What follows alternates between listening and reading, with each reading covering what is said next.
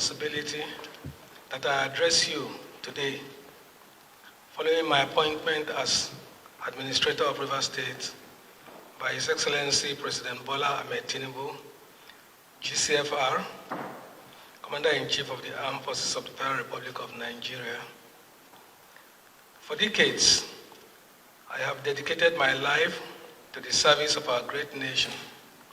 First, as a member of our armed forces, where I had the honor and privilege of serving as the 20th Indigenous Chief of the Naval Staff, and more recently, as Nigeria's High Commissioner to the Republic of Ghana. After what I believed to be my final retirement from public service, duty has once again called.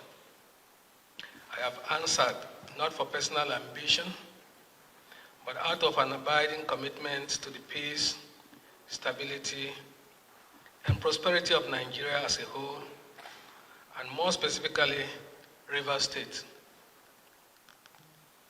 My appointment comes at a difficult and consequential moment in history. The political impasse of nearly 2 years in Rivers State has paralyzed governance, desecrated democratic institutions, threatened security, and undermined the economic and social fabric of the state. It has deepened divisions among the people and cast a shadow of uncertainty over the future. These are realities we cannot afford to ignore.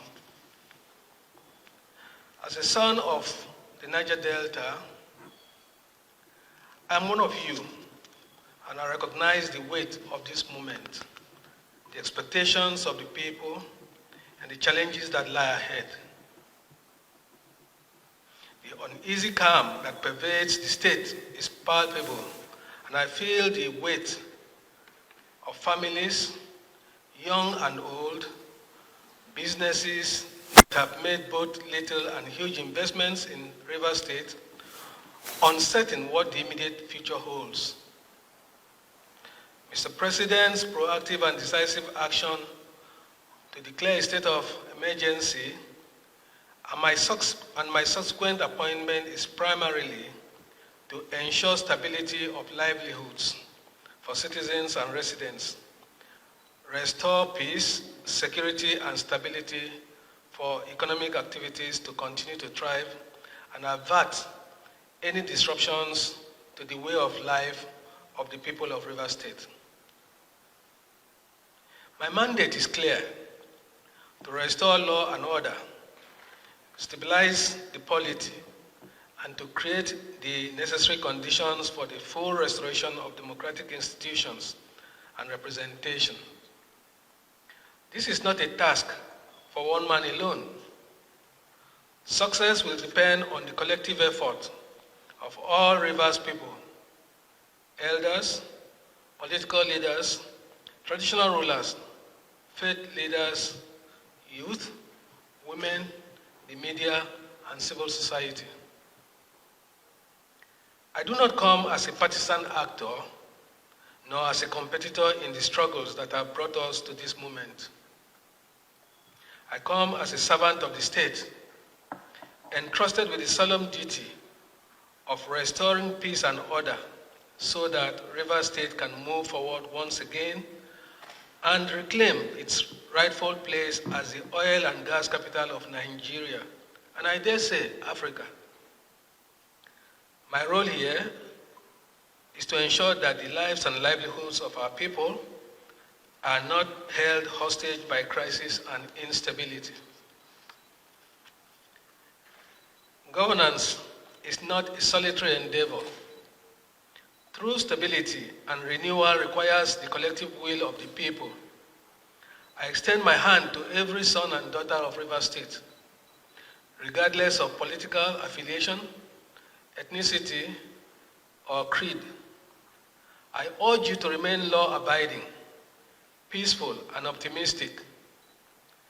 Let us set aside our differences and work together to rebuild trust, restore stability, and protect the future of our children. The challenges before us depend on unity, not division. On cooperation, not discord. On forward thinking, not backward grievances. A commitment to unity, cooperation, and dialogue must be the fulcrum of all engagements going forward. Destruction of national infrastructure in the name of agitation is something we in the Niger Delta have since put behind us. Through collective engagements, our people have become more aware of the collateral damage that comes with it. Not only does it deprive government enough resources to provide necessary critical infrastructure and services, the damage to the environment has left vast areas of the Niger Delta extensively devastated, affecting the health and livelihoods of our people. We must resist the temptation to return to those ugly days. Dialogue and honest engagement has proven time and time again as a veritable tool for resolving differences and conflicts of any kind. Let me be clear. Under my leadership, civil liberties and fundamental human rights will be respected and protected. The rule of law will remain sacrosanct. However, those who seek to sabotage the social or economic stability of Rivers State and national infrastructure and institutions within the state, or who attempt to disrupt the peace for selfish and destructive ends will find no tolerance for their actions.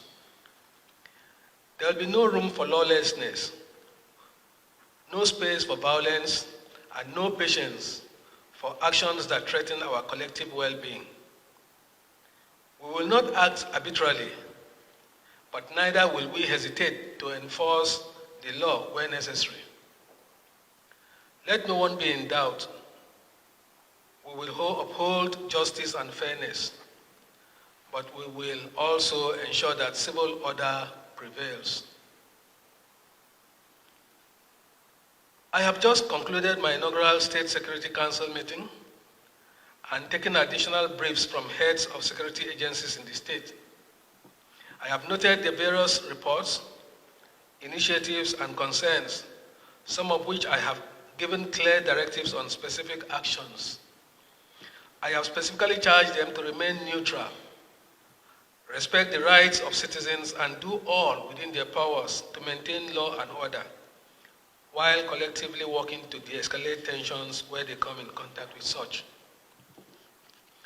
In the coming days, we will move with deliberate speed to articulate a pragmatic roadmap for the next 6 months to ensure that every government bureaucracy is properly functioning.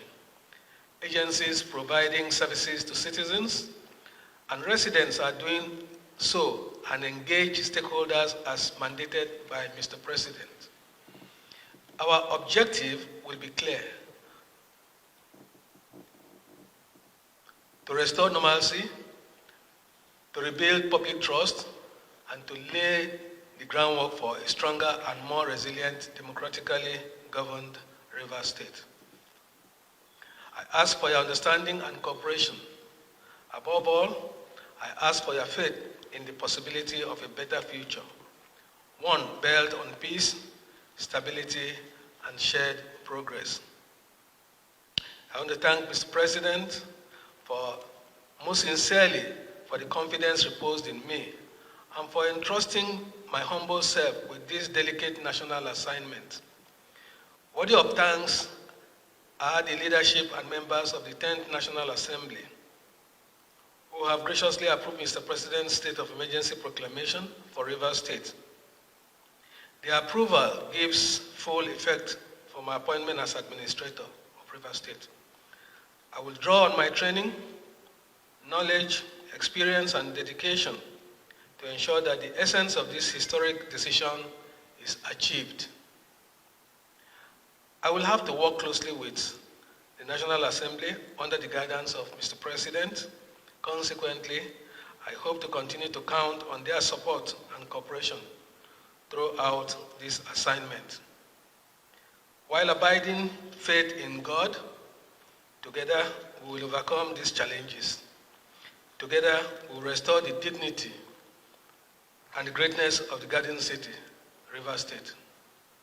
May God help us in this onerous task. May God bless Rivers State, and may God